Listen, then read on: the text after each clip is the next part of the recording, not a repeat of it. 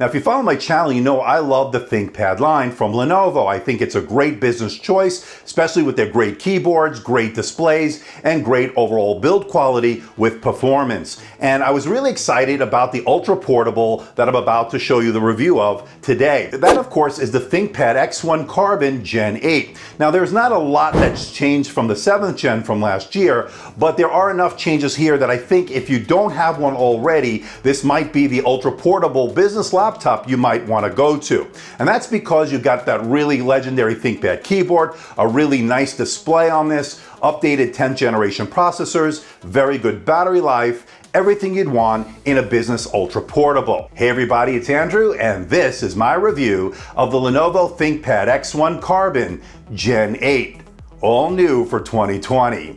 Coming up. Want to see more videos like this? Why not hit the subscribe button and make sure you hit that notification bell. This way you'll be alerted every time I upload a new video. And make sure you follow me on Twitter and Instagram. It's on those platforms that I post a lot of the updates. And in the interest of transparency and full disclosure, I'm not being paid by Lenovo. I'm not being sponsored by Lenovo. All the opinions you're about to hear are my own, and no one is seeing this video before its release. This unit was purchased with my own money. I did not receive a review unit from Lenovo.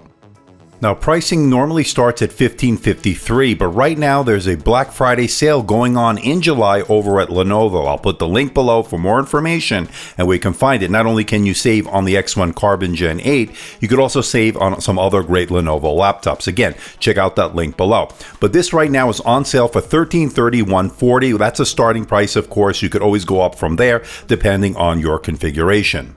Now, as far as the design is concerned, we're looking at a very sleek, very thin and light device, of course, and that's been the hallmark of the X1 Carbon line for a few years now. And what I like about that magnesium alloy, it's also a mil standard 810G rating. That means this was made to take a licking and keep on ticking. And as I mentioned in my unboxing video, it is a major fingerprint magnet. You will be wiping it down quite a bit. Now, if you opt to get the UHD display, that includes the carbon fiber with the woven cover design. Now, the UHD display is also available with the infrared camera that is automatically upgraded. So we'll talk more about that when we go over the webcam. But as far as the one I have, I don't have that woven carbon fiber design. That I expect to get with the 4K unit that I will get from Lenovo when they send me the review unit. So stay tuned. Now, to give you an idea of its size, here it is next to the Dell XPS 13 9300. As you can see, it has a bigger footprint. We are talking about a 14-inch device versus a 13.4-inch device, but it's not that much bigger in terms of the footprint in the overall scheme of things. So if you want something thin, light, that does have a 14-inch display, this might be your ticket. Now, I went over the ports in the unboxing video, but for those that didn't see it, on the left side, you get two Thunderbolt 3 ports, a breakout Ethernet port, so that's going to need a dongle, of course. You get a USB-A port, an HDMI port for display out, and of course, a 3.5mm headset jack. Moving over to the right side, you get your power button with an LED indicator light inside it, a second USB-A port, a heat vent, and finally your Kensington lock port to round out all the ports. You do get the X1 moniker on the lid along with that iconic ThinkPad logo that lights up in red.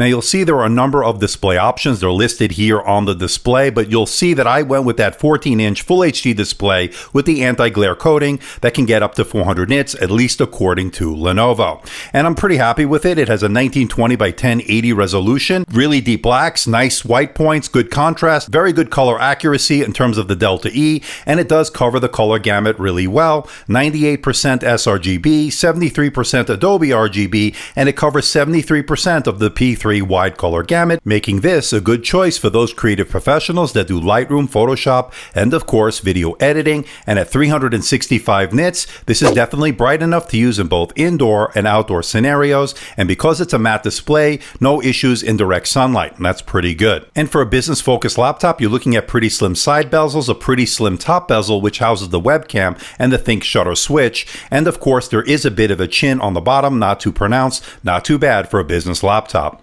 And I have to say, Lenovo did a really nice job with this Full HD display. This is the one I would choose if you want to get maximum battery life. You don't want the unnecessary reflections or glare. I like that anti-glare coating on this. Now, in addition to the full HD display, you can get it with a 2K resolution, you can get one with a privacy guard, you can get one with a touch display, and a 4K resolution that supports HDR 400 that can get up to 500 nits. Again, there are a lot of variety. Check out the website for more information. So this is the front-facing camera on the all-new Lenovo ThinkPad X1 Carbon Gen 8. It's a 720p, 30 frames per second webcam, good for Skype, good for Zoom. Actually pretty good in my opinion, but I'm curious to know what you think. Let me know in the comment section below. And I like that physical Think Shutter switch that allows you to turn off the webcam, giving you more security and more privacy. And there is a fingerprint scanner located below the keyboard right next to the touchpad that allows you to log in with Windows Hello. Setup was easy and registered my finger each and every time I used it. And it also gives you a nice added layer of security. It's all working well. And as I mentioned in my unboxing video, I absolutely love the keyboard. It's one of the best features, of course, of a ThinkPad. Really good key travel, excellent tactile feedback, and it's really comfortable to type on for extended periods of time. Once again, they did an outstanding job when it comes to the keyboard. And we now get dedicated function keys for communications. That's great for doing Zoom calls, Skype calls, especially when we're working from home during this pandemic. And I absolutely love the fact that this is a spill-resistant keyboard, especially for a clumsy klutz like me. Of course, it's not spill-proof, but it is something better than nothing. And as I pointed out in my unboxing video, this has a precision touchpad that works really well. There are physical mouse buttons, all the Windows 10 gestures are working well, and the scrolling is excellent. It also has an excellent TrackPoint, which is great for navigating through Windows 10. It all worked well. And I love the fact the screen folds all the way flat like you see here, giving you the perfect viewing angle each and every time. Again, as I mentioned, I wish all laptops did this. Now, Lenovo moved to quad speakers in the 7th generation version last year, so there's nothing new here. We get the quad speakers, they're Dolby Atmos speakers, but the big difference this time around, these are much improved. There's a significant improvement in terms of bass, volume, and overall sound. And I gotta say, it fills up the room rather nicely. I think they did a really good job on the speakers. And as far as user upgradeability is concerned, I love the fact that Lenovo makes it easy to access the inside of this laptop. All you need to do is loosen and remove the Phillips head screws, pop off the bottom plate, and you're in. Now, once inside, you will notice that the RAM is soldered into the motherboard. You won't be able to upgrade that. And I know a lot of you are not happy about that. And you're also not happy about the fact that this sports DDR3 RAM, not the faster DDR4, which is kind of unfortunate. But the SSD is user upgradable, although you do get some really excellent reads and writes, as you can see here. Now, as far as wireless is concerned, you have Wi-Fi 6 along with Bluetooth 5.0, so that's good, all working well. Good range, good uploads, good downloads, good connections. And of course, you can always go with the optional LTE, which is always great, especially when you're on the go. Once this pandemic is, of course, finished, that'll be great. But it's always good to have LTE built in. Good for security and good for convenience. Okay, let's talk about performance. Now, I went with the base model, 10th generation Intel Core i5-10210U. It's a Intel processor that's actually pretty good. It's got integrated UHD graphics. There's no dedicated GPU option for this, which is a little bit unfortunate. But for everyday tasks such as Microsoft Office, email, web browsing, 1080p video editing, you will be fine. Performance was actually good. Now, if you want to do gaming on this, this is really not a gaming laptop. Although if you lower some of the settings, you can get somewhat playable frame rates on older titles, but again, that will depend on which title you're playing and which settings you're on. Now, of course, you could always connect an external GPU via one of the two Thunderbolt 3 ports. And when it comes to thermals, I think they did a pretty decent job. When I streamed a 15-minute HD video, it never got above 95 degrees Fahrenheit or 35 degrees Celsius, which is right at our threshold. We don't want to see anything above that where it gets too uncomfortable, where it gets too hot. Now, it does have a single fan and it will kick in under heavy load. You will notice it, but not overly loud, not terribly annoying. So that's good in that regard. And while we're inside, you'll notice that 51 watt-hour battery. And here's how it did on my continuous web surfing test over Wi-Fi at 150 nits. It did a very good 10 hours and 48 minutes, giving you pretty much all-day battery life. Now keep in mind, this is the full HD model, but you won't do quite as well in battery life if you opt to get the QHD model or the 4K UHD model. But if you find yourself needing to plug in, the good news is this supports rapid charge, giving you 80% in 60 minutes, full charge, less than 2 hours. All good.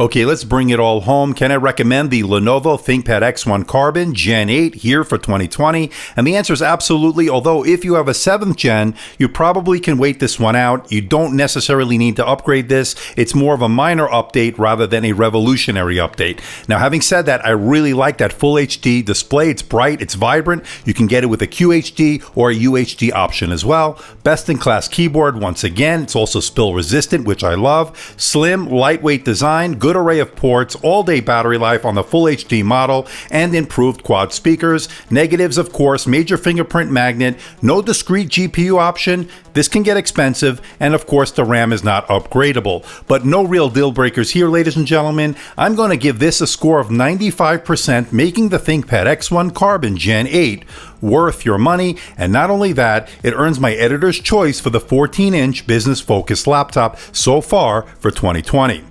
So what do you think about the X1 Carbon Gen 8? Still one of my favorite ultra portables. Very minor upgrade this time around, although you do get a lot of the same great qualities that make the X1 Carbon line so great. You get that really nice magnesium alloy, thin and light design, really sleek black stealth looks that I love. Great port selection on this, of course. And of course, that legendary keyboard. Touchpad is working great, and of course the TrackPoint. So if you're a big ThinkPad fan, you're going to love this laptop. It's, again, really ultra portable, so when the pandemic hopefully will be over sooner rather than later, this will be the laptop to throw in your bag. But of course, this is not a major update, as I mentioned, so if you already have the 7th generation version of this, I don't think you need to go to the 8th gen unless you really want the improved speakers that this gives you, and of course you want a 10th generation processor. But I don't really think there's enough of an upgrade here that if you have the 7th gen to upgrade. But if you're coming from the 6th gen or from before that,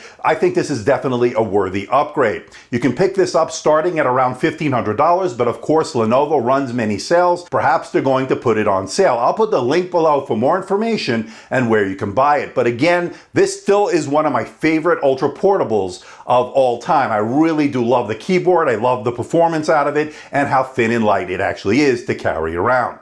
But I'm curious to know what you think. Let me know in the comment section below. So please hit the like button, please subscribe, please share this video. Don't forget to leave a comment in that comment section below. Let me know how I'm doing. Let me know if there's a device or something out there you think I should review.